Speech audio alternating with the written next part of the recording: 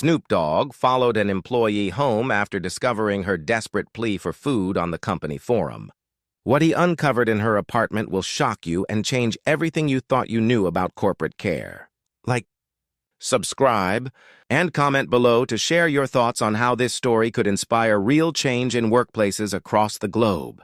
The October wind whistled through the Dreamwave Records parking lot as Snoop stepped out from his late-night studio session. The facility was still buzzing with activity. He paused, watching employees stream through the entrance, each face telling its own story. "Yo, Snoop!" a young security guard called out, his badge reading Michael. "How's the new baby sleeping?" "Homie," Snoop asked, recalling their chat from last week. Michael's tired smile said it all. 3 hours at a time. Man, but worth every minute. These evening interactions had become crucial for Snoop. After years of being seen as the laid-back rapper, he'd made a conscious effort to connect with his people.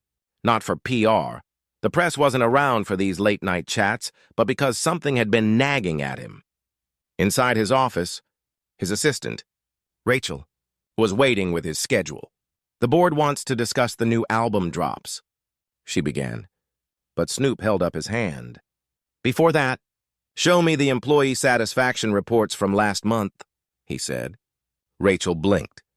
"The summary or the raw data?" "Raw data. All of it." She pulled up the files on his massive screen. "Any particular reason?" Snoop leaned back in his chair, his eyes scanning the numbers. "Something feels off. Can't put my finger on it." The night melted into morning as meetings blurred together. Album track selections, tour logistics, merchandising deals. The usual symphony of running a music empire. But between sessions, Snoop found himself watching his employees through the glass walls of his office. "Yo!" Snoop, his head of HR, David Patterson, caught his attention during a break. "Everything cool? You seem distracted." Snoop gestured to the bustling cafeteria below. "How well do we really know them, our employees?" "We run surveys, performance reviews." "No," Snoop cut in. "I mean really know them? What their lives are like when they clock out." David adjusted his tie uncomfortably. "With respect, Snoop, that's not typically within our purview." "Maybe it should be." Snoop turned from the window. "Implement a new communication system. I want to monitor employee forums, messages, internal communications." "Snoop, that could be seen as invasive," David protested.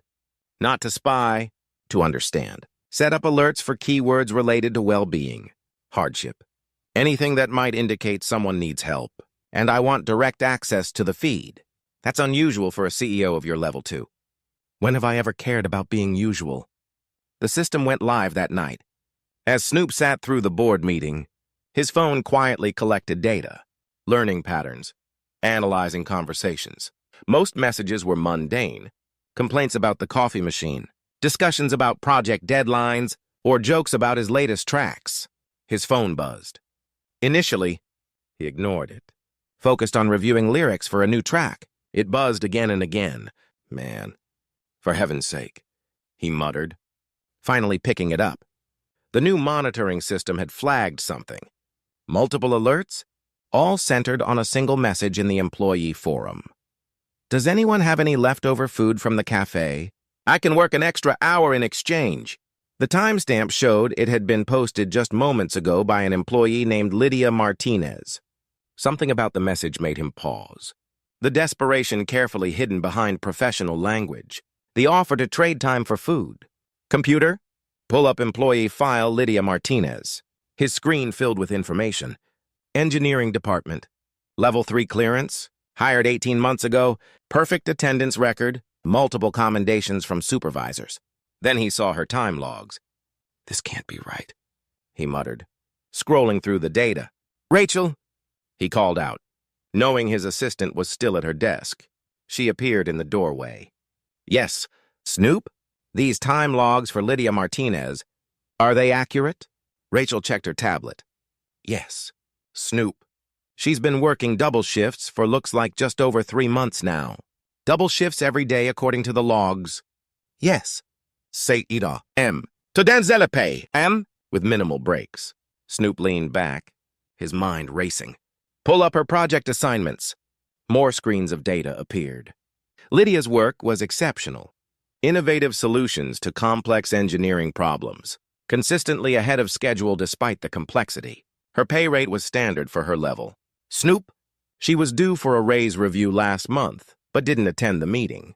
Her supervisor noted she asked to postpone it. Snoop frowned. An engineer working 16-hour days, producing exceptional work, asking for food in exchange for even more hours, and she'd passed up a chance for a raise. Show me the security feeds for her workstation. The cameras revealed a young woman hunched over her computer, her dark hair pulled back in a messy ponytail.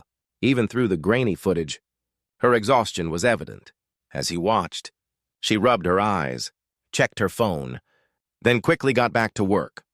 Snoop? Rachel's voice was hesitant. Should I forward this to HR? Snoop kept watching the screen. Lydia had just picked up her empty coffee cup, stared into it sadly, then set it back down. No, he said finally. This one's different. This one I need to understand myself. He pulled up the employee forum again. No one had responded to Lydia's message yet. The night shift crew was smaller. Most of the cafeteria staff long gone. His cursor blinked in the reply box. He could respond himself. Order food delivered to her desk, but something told him this wasn't about a single meal. Rachel? What's her current location? A few keystrokes brought up a map of the building. Section E. Workstation 247. She's been there since her second shift started at 7 p.m. Snoop stood up, straightening his jacket. Cancel my morning meetings tomorrow? All of them. He headed for the door, then paused. And Rachel? Pull up everything you can find about Lydia Martinez, not just her employee file, social media, public records, everything. Of course. Snoop, but what exactly are we looking for? Snoop watched the security feed one more time. Lydia had pulled a small photo from her desk drawer, looked at it for a long moment, then quickly put it away as a supervisor walked past. The truth, he said simply. We're looking for the truth. His phone buzzed again. Another message from Lydia in the forum. Never mind about the food. I'm fine. Sorry to bother everyone. The message only strengthened his resolve. Something was very wrong, and he was going to find out what. Rachel, he called after him. What are you going to do? Snoop checked his watch. First, I'm going to wait. Then I'm going to follow her home. Is that wise? He thought about the mysterious photo, the doubled shifts, the desperate message about food. Probably not, but it's necessary. As he settled back into his chair to wait, his mind raced with possibilities. In all his years running Dreamwave Records, through all the challenges and triumphs, something about this situation felt different. Perhaps it was the way Lydia had withdrawn her request, the quiet dignity in her attempt to hide her need. Or maybe it was the nagging sense that she represented something larger, a blind spot in his vision of a revolutionary label. The next few hours crawled by. Snoop busied himself with work, but his eyes kept drifting to the security feed showing Lydia's workstation. She barely moved, totally focused on her tasks despite what must have been gnawing hunger. His phone lit up with the information Rachel had gathered. He began reading, and with each detail, the mystery deepened. Lydia's social media presence had virtually disappeared 3 months ago, the exact time her double shifts began. Her public records showed a recent change of address from a decent apartment complex to a much less desirable area in South Side. And most intriguingly, there were regular payments to a medical facility he didn't recognize, New Horizon Medical Center. The pieces were there, but didn't quite fit together. Not yet. Finally, movement on the security feed caught his attention. Lydia was packing up her workstation, carefully organizing her papers and powering down her computer. Even after a 16-hour day, she took the time to leave everything in perfect order. Snoop stood, grabbing his coat. Dave, he spoke into his phone. Bring the car around. And Dave, let's keep this between us. As he walked through the nearly empty building toward the parking lot, he felt the weight of what he was about to do. Following an employee home wasn't just unusual, it was potentially inappropriate, maybe even illegal. But as he watched Lydia's exhausted figure push through the exit doors ahead of him, he knew he had to understand. The final piece of information from Rachel's research flashed in his mind. Lydia had recently filed for medical bankruptcy the same week her double shifts began. Sometimes, he muttered to himself as he slipped into his waiting car, you have to break the rules to fix the system. He had no idea just how true those words would prove to be. Dave, his longtime driver, didn't ask questions when Snoop instructed him to maintain a discreet distance from Lydia's fading blue Toyota. That's why Snoop had chosen him for tonight. Dave understood the value of silence. As they followed Lydia's car through the dimming streets of Longview, Snoop's phone buzzed with a message from Rachel. Found something else. Lydia's mother's name is Isabel Martinez. Was a nurse for 30 years at Valley Medical. Retired last year due to health issues. That's all I could find. The pieces were starting to fit together, but the picture they formed made his chest tight. He watched as Lydia's car signaled right, turning into a gas station. Through the windshield, he could see her counting out coins at the pump. Pull over here, Snoop instructed Dave. Keep the engine running. They watched as Lydia managed to put just enough gas in her tank to presumably get home. When she went into the station to pay, Snoop noticed she lingered by the food aisle, staring at the sandwiches before walking away empty-handed. Yo, Dave. Snoop spoke for the first time, watching through the rearview mirror. I know it's not my place, but I've seen that look before. My sister had it years ago when she was choosing between feeding her kids and paying the electric bill. Snoop leaned forward. What happened to your sister? Dave's eyes met his in the mirror. Someone helped her, changed her life. That's why I've been driving for you for 7 years. Snoop? Because I believe you're the kind of person who helps when you see something wrong. Before Snoop could respond, Lydia's car pulled out of the gas station. They resumed their careful pursuit through streets that grew progressively darker and less maintained. Every few blocks, another streetlight was burnt out, creating pools of shadow. His phone buzzed again. Another message from Rachel. Medical facility payments traced to Innovative Care Solutions. They specialize in experimental cancer treatments. Most insurance companies won't cover their procedures. Snoop's fist clenched. He knew about places like that. Cutting-edge treatments that could save lives but were deemed too experimental by insurance companies. He'd actually considered buying one such facility last year, but his board had talked him out of it, citing liability concerns. Lydia's car finally turned into a parking lot of what had once been an apartment complex, but now looked more like a last resort. The sign reading Moonlight Apartments hung crooked, missing several letters. Dave, wait here, Snoop said, opening his door. Snoop, Dave called after him. Be careful. This neighborhood. But Snoop was already walking toward the building, following Lydia's distant figure up the exterior stairs. She moved slowly now, each step looking like it took tremendous effort. He waited until she disappeared into an apartment on the 3rd floor before approaching. Standing outside her door, number 312, he could hear movement inside. A TV playing softly, the sound of running water, a cough that didn't sound quite right. For the first time since this impulse began, he hesitated. What exactly did he plan to do? Show up unannounced almost at midnight at his employee's apartment? The potential headlines flashed through his mind. Rapper Snoop Dogg stalks worker. Dogg crosses line with late-night visit. But then he heard something else through the door. Quiet sobbing, quickly muffled. Before he could second-guess himself again, he knocked. The sounds inside immediately ceased. Footsteps approached cautiously. Who is it? Lydia's voice, trying to sound stronger than she clearly felt. Snoop cleared his throat. Lydia, it's Snoop Dogg. I need to speak with you. A long pause followed. He could practically feel the panic radiating through the door. Snoop? Is something wrong with my work? The propulsion calculations? No, nothing's wrong with your work. I just want to talk. Please. More silence. Then the sound of multiple locks being undone. The door opened just enough to reveal Lydia's face, her eyes wide with a mixture of fear and confusion. I don't understand, she said softly. How are you here? Why? Before she could finish, a weak voice called from inside the apartment. Mia? Who is it? Lydia's face paled. It's nothing. Mama? Just a neighbor. But the voice came again, stronger this time. That's not a neighbor's voice. I know that voice from the TV. Snoop watched as Lydia closed her eyes, taking a deep breath. When she opened them again, there was resignation mixed with something else. Pride? Maybe. Or determination. "Would you like to come in, Snoop?" she asked formally, as if this was a scheduled meeting in a Dreamwave Records conference room rather than a midnight encounter at her apartment. As she opened the door fully, the reality of what Dave's sister must have faced, what countless others faced, hit Snoop with physical force. The apartment was meticulously clean but desperately sparse. A hospital bed dominated the small living room, medical equipment crowding around it. And in that bed, Mama Lydia said quietly, "This is my boss, Snoop Dogg."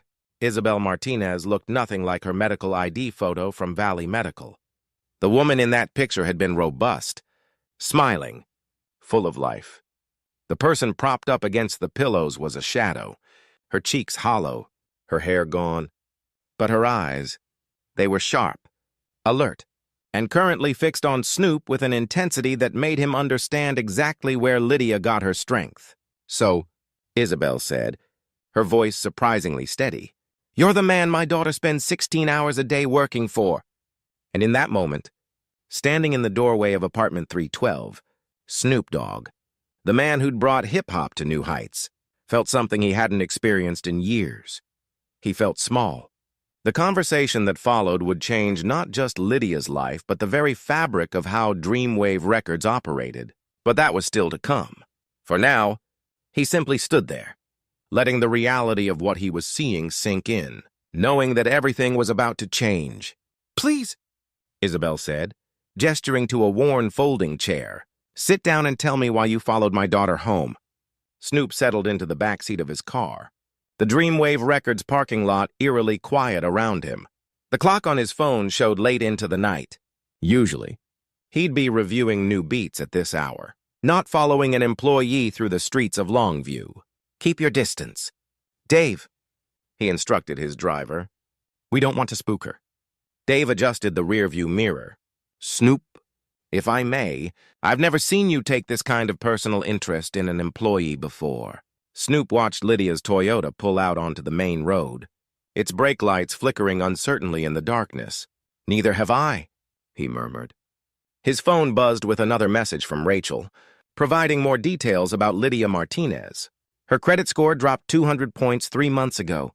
Multiple credit card applications rejected, second mortgage on mother's house denied.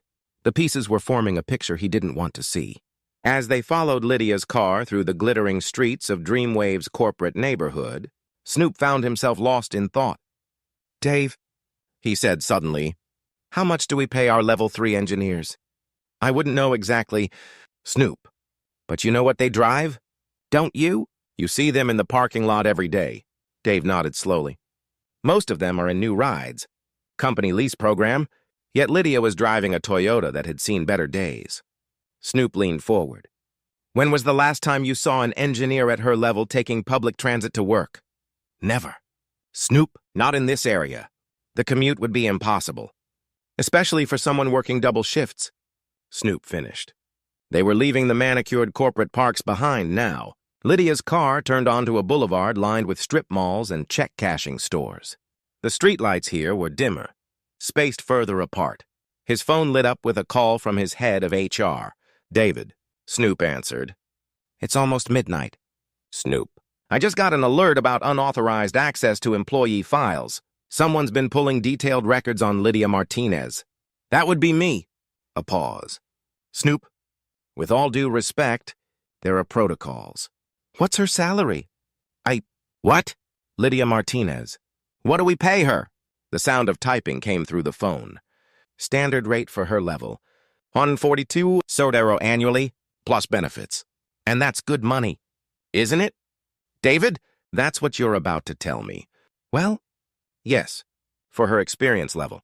"Then explain something to me." Snoop cut in, watching Lydia's car pull into a rundown gas station. "Why is one of our best engineers counting quarters to buy gas?"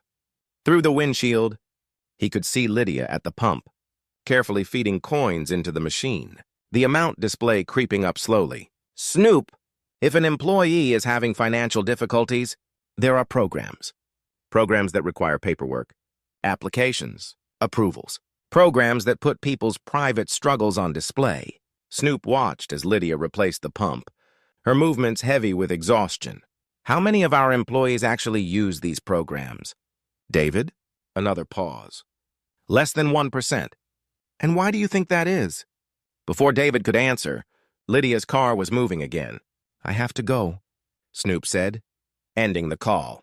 They were deep in the industrial district now, warehouses looming on either side, their empty windows like hollow eyes in the darkness.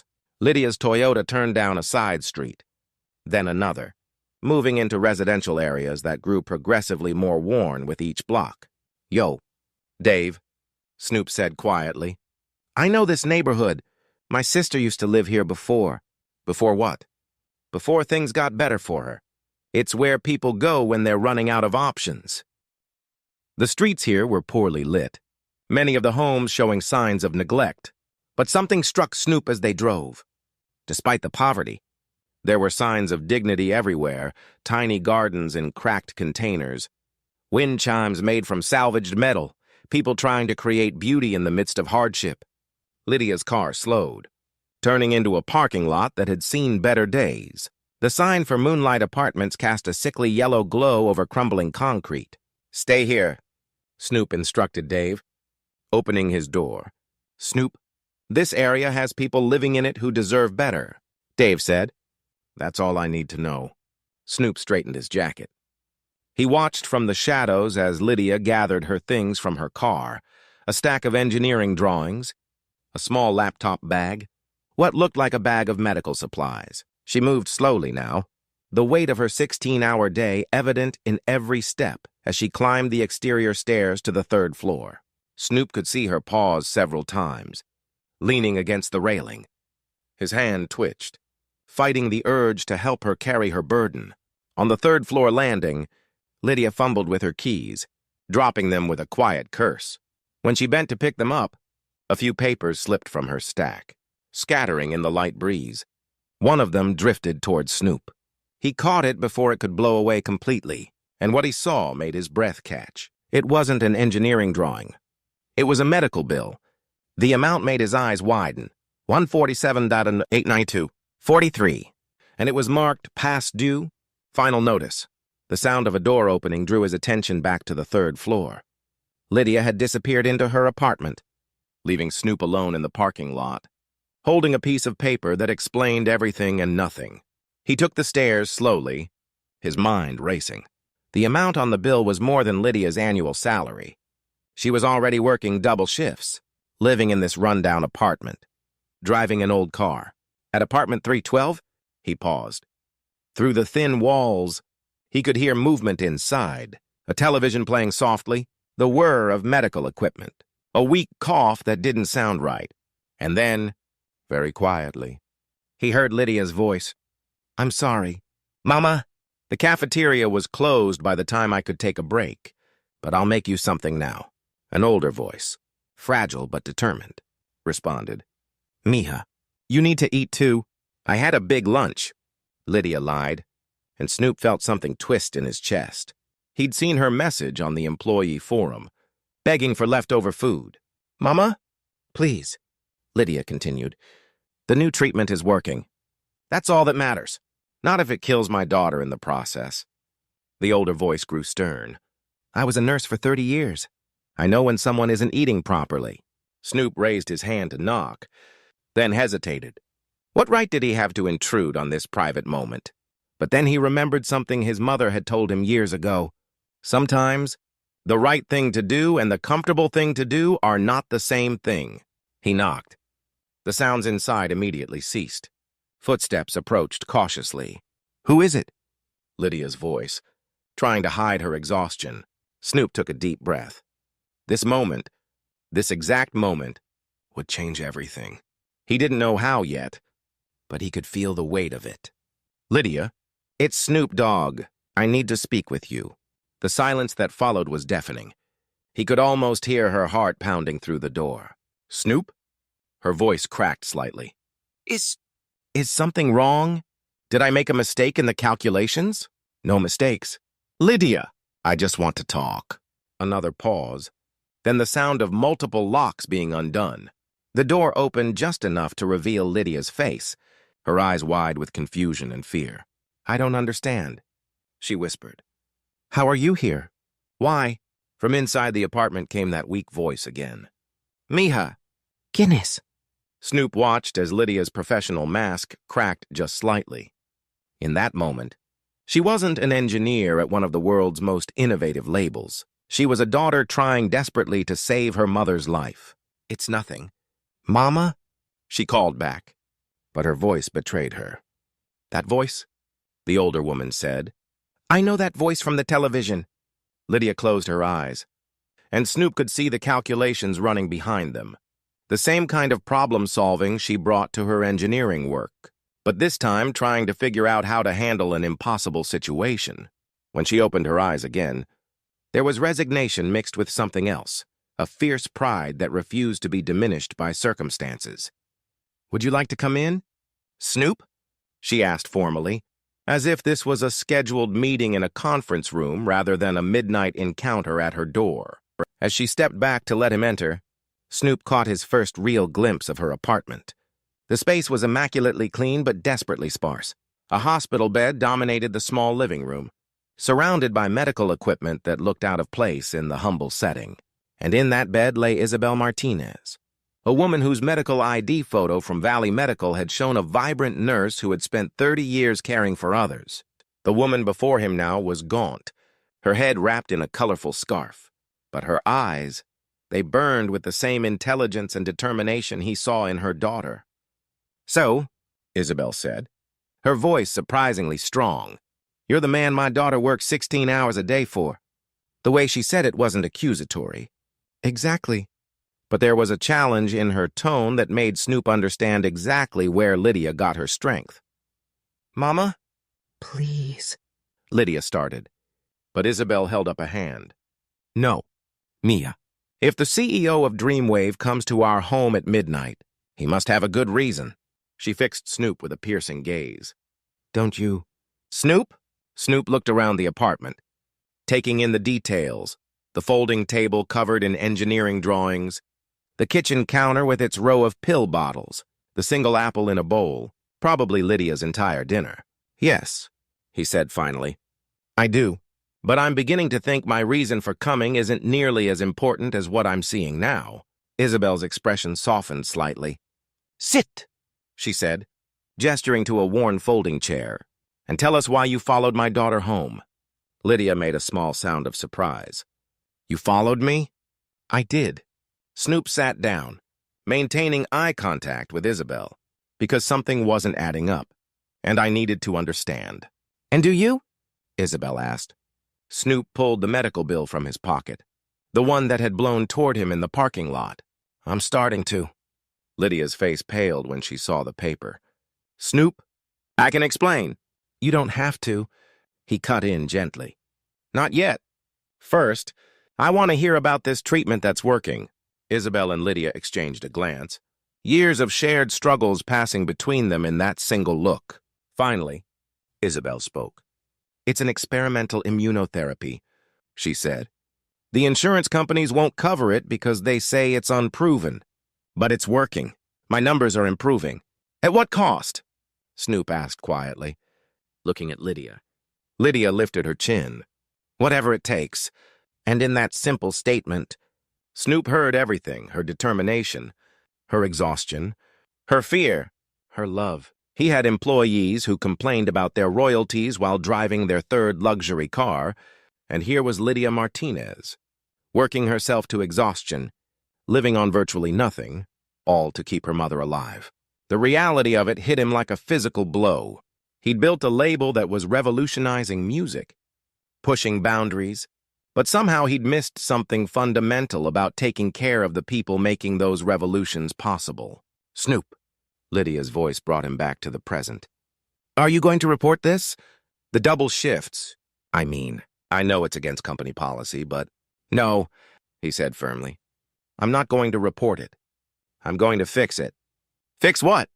Isabel asked, though something in her expression suggested she already knew. Snoop stood up, his mind racing with possibilities. "Everything." But first, he pulled out his phone. I'm ordering food. Real food, not cafeteria leftovers. And while we eat, we're going to talk about exactly what needs to change at Dreamwave. Snoop? You don't have to, Lydia protested. Yes, I do. He met her eyes. Because if I don't fix this, really fix it, not just for you but for everyone, then what's the point of all the innovation? What good is revolutionizing music if we're not taking care of the people creating it? Isabel smiled then, a real smile that transformed her tired face.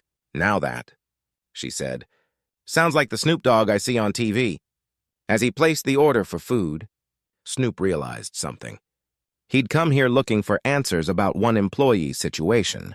But instead, he'd found something much bigger, a wake-up call about what it really meant to lead a label into the future. The conversation that followed over late-night takeout would change not just Lydia's life, but the very foundation of how Dreamwave Records operated. But those changes were still to come. For now, in a small apartment in Moonlight Apartments, 3 people sat down to share a meal and begin the process of making things right. As Snoop sat in Lydia's modest apartment, the aroma of freshly delivered soul food filled the air. He couldn't help but notice how Lydia kept glancing at her mother's medical monitors, even during what should have been a moment of respite. Her vigilance never wavered. The mac and cheese is on point, Isabel said, taking small, careful bites.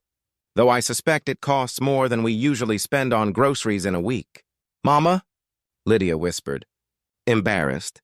But Isabel Martinez wasn't finished. Tell me, Snoop, do you often follow your employees home in the middle of the night? No, Snoop admitted, setting down his fork. This is a first. Then why my daughter? Before he could answer, one of the medical machines beeped.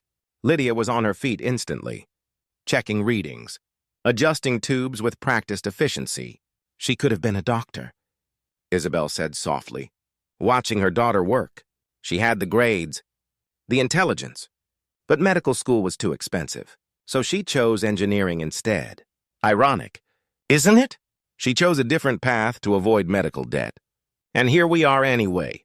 Mama, please, Lydia said, returning to her seat. Snoop doesn't need to hear all this. Actually, Snoop leaned forward, I think I do. Tell me about the treatment. Mother and daughter exchanged glances. Finally, Lydia reached for a thick folder on the nearby table. It's called adaptive cell therapy, she explained, pulling out several documents.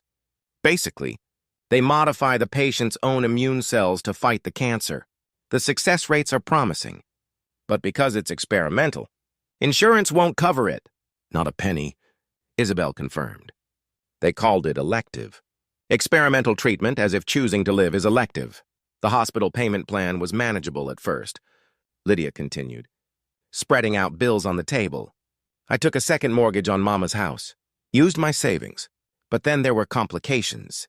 Additional treatments needed, and that's when the double shifts started. Snoop guessed. Lydia, your salary goes entirely to the treatments? She nodded. The cleaning jobs pay for food and rent most days. A memory flashed in Snoop's mind. Lydia's message on the employee forum asking for leftover food. He'd thought he'd understood then. But now, the treatment is working. Though, Lydia added quickly, as if afraid he'd judge their choices. Show him your latest numbers. Mama. Isabel handed over another paper. Medical charts showing a clear downward trend in several markers. The doctor says if we can continue for another 6 months. Lydia's voice cracked slightly.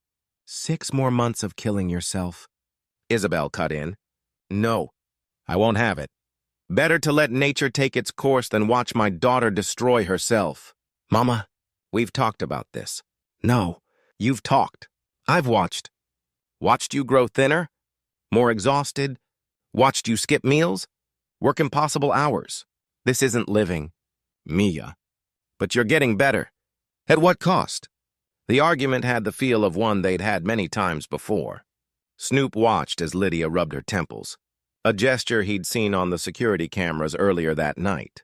When was the last time you slept more than 4 hours? He asked her. Lydia blinked, caught off guard by the question. I'm not sure. Last weekend, maybe. And eaten a full meal? She looked away. I have protein bars at my desk. Had a day off? The treatments don't take days off, she said quietly. Isabel reached for her daughter's hand. Tell him about the promotion you turned down. What promotion? Snoop asked sharply. Lydia shifted uncomfortably. 3 weeks ago, team lead position, but it would have meant training sessions during my second shift hours. So you declined a better position, better pay, because it would have interfered with working yourself to death, Isabel finished. I had no choice. There are always choices. Mia, even impossible ones. Like what? Letting you die? Lydia stood abruptly, pacing the small room. Watching the cancer win because we can't afford the one treatment that's actually working? Is that the choice you want me to make? The machines beeped again, and Lydia moved automatically to check them, her movements precise despite her obvious exhaustion. Snoop, Isabel said while her daughter was distracted. Do you know what the hardest part of being a nurse was? What? Watching people choose between their health and their financial survival. Seeing families torn apart, not by disease, but by the cost of fighting it. She gestured around the apartment. I spent 30 years helping people through their worst moments, and now I'm watching my own daughter face the same impossible choices I saw destroy so many others. Lydia returned to her seat, but her hands were shaking slightly. Snoop noticed she hadn't eaten more than a few bites of her food. The doctor says her body is responding to the treatment better than anyone expected, she said, almost to herself. Just 6 more months. I can handle anything for 6 months. Can you? Snoop asked gently. Because from where I'm sitting, you're already handling more than anyone should have to. I don't have a choice, she repeated, but her voice was smaller now. Everyone has a choice, Snoop said, standing up. And it's time I made mine. Both women looked at him, confusion clear on their faces. Snoop, Lydia asked hesitantly. He pulled out his phone, checking the time. It's too late to call the board now. But first thing tomorrow morning. The board? Lydia's eyes widened. Snoop, please, if this is about the double shifts, I know it's against policy, but this isn't about policy, he cut in. This is about doing what's right. Not just for you, but for every employee who might be facing something similar. I don't understand.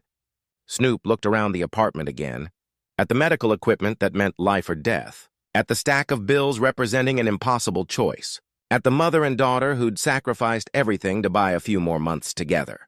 When I started Dreamwave, he said slowly, I had a vision of changing the music industry. But what good is revolutionizing music if we're not taking care of the people making it possible? He turned to Isabel. How much does the treatment cost? Total? Everything included? She named a figure that would have bought several luxury cars. Snoop nodded, making notes on his phone. And the doctor says 6 more months? That's the current estimate, Lydia confirmed. But, Snoop, why? Because tomorrow morning, I'm calling an emergency board meeting, and we're going to revolutionize something else, how we take care of our people. Snoop, Lydia stood, her professional mask slipping back into place. I appreciate the concern, but I can handle. Lydia, he cut in gently. When was the last time you let someone else handle anything? The question seemed to catch her off guard. She opened her mouth to respond, then closed it again. Exactly, Isabel said softly. My daughter, always carrying the world on her shoulders. Not anymore, Snoop said firmly. Starting tomorrow, things change. Not just for you, but for every Dreamwave employee who might be one medical emergency away from impossible choices. How? Lydia asked. And for the first time that night, Snoop heard something like hope in her voice. First, we're going to take care of your mother's treatment, all of it. But the cost is less than what we spend on studio equipment in a month. He held up a hand to stop her protest. Then, we're going to revamp our entire healthcare policy. No more gaps, no more experimental treatment exclusions. If a treatment is showing results, it's covered. The board will never. The board works for me, not the other way around.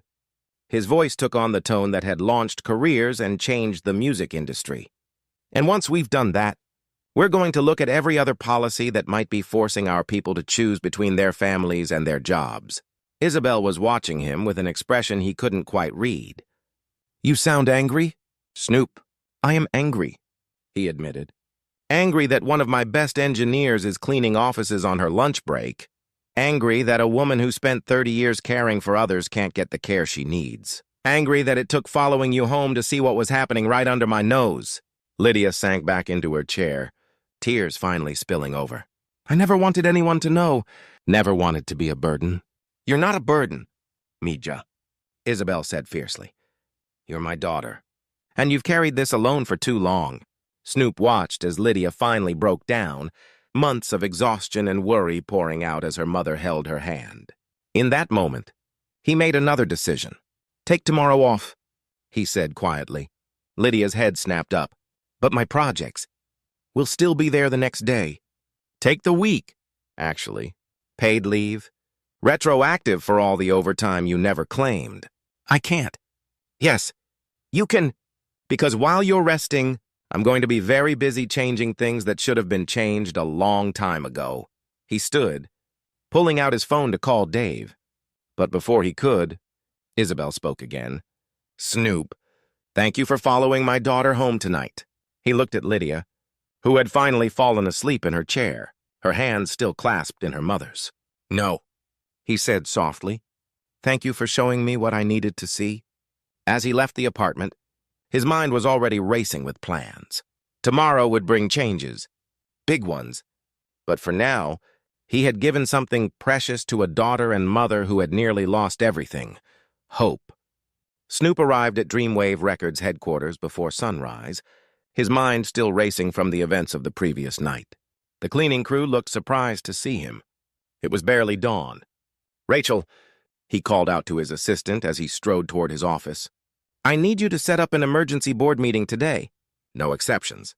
Snoop, it's not even dawn, Rachel replied, her voice groggy over the phone. Then wake them up. Conference room by 8 a.m. And get me all our current healthcare policy documents. He could hear her typing. Snoop, did something happen? Snoop paused at his office door, remembering Lydia's raw hands and Isabel's medical machines. Yes, something that should have never been allowed to happen in the first place. By 7:30 a.m., his office was a war room of spreadsheets and policy documents. David from HR hovered nervously nearby. Snoop, about the Martinez situation. How many others? Snoop interrupted. How many other employees are working double shifts? Living on the edge, choosing between healthcare and eating? David shifted uncomfortably.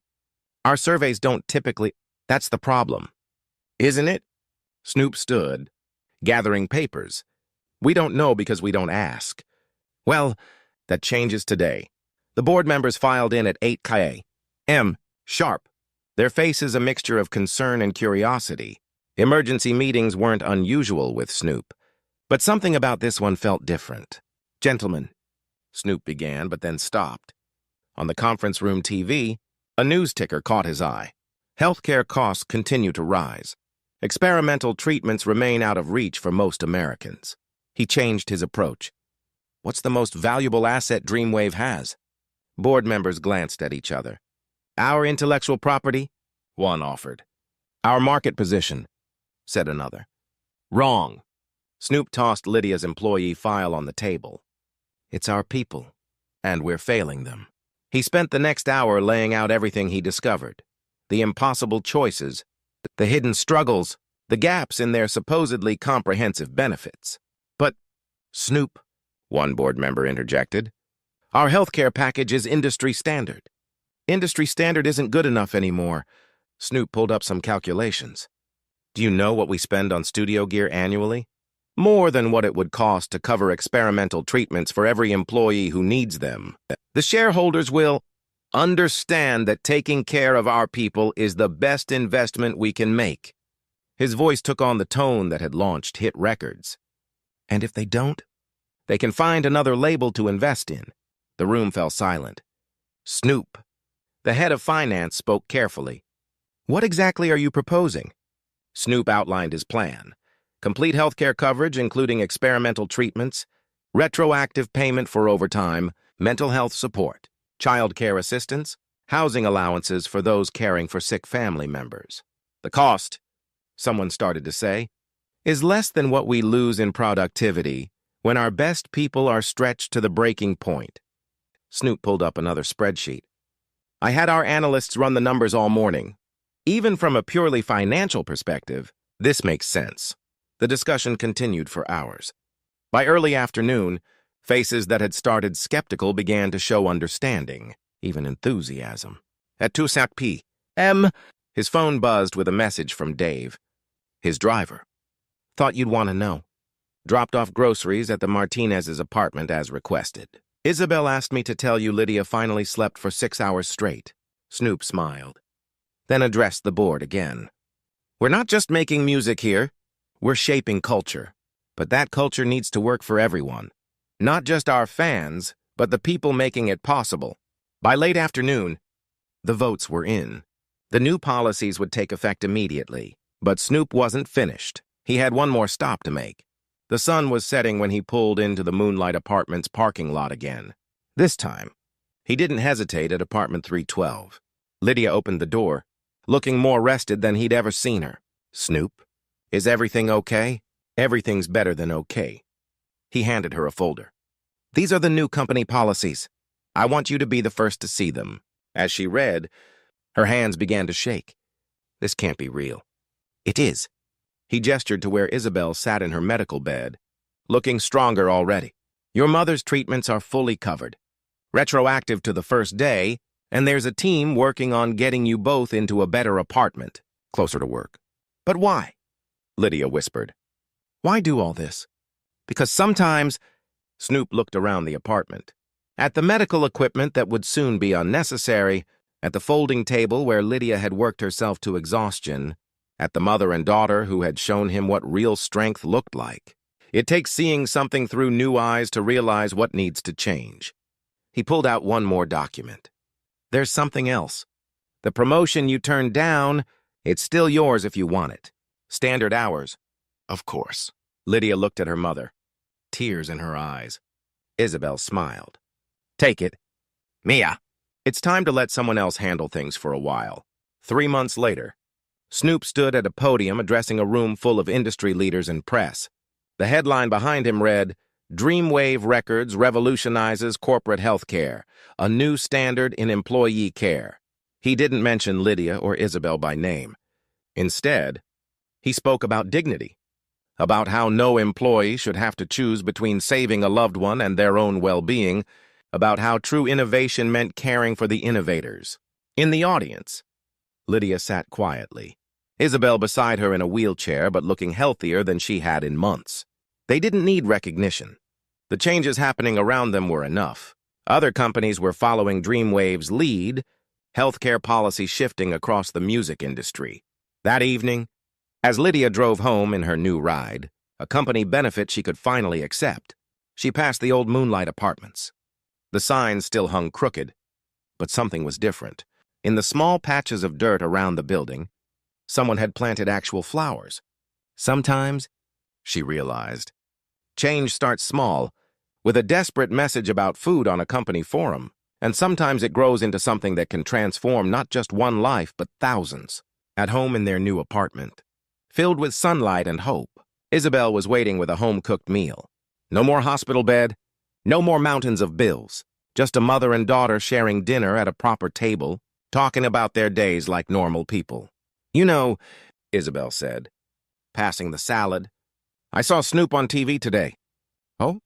He said something that reminded me of that night. About how real revolution isn't just about music. It's about humanity. Lydia smiled, remembering the desperate woman she'd been just a few months ago. He changed everything. Didn't he? Isabel reached for her daughter's hand, no longer raw from extra cleaning jobs, now strong and sure.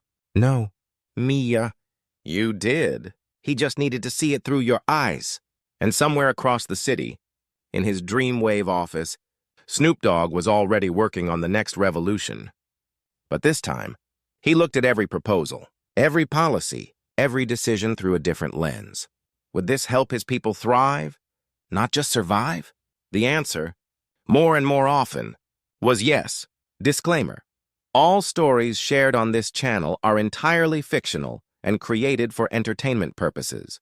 We advocate for a world where everyone has equal rights under the law and where society continues to grow in fairness, development, and civilization.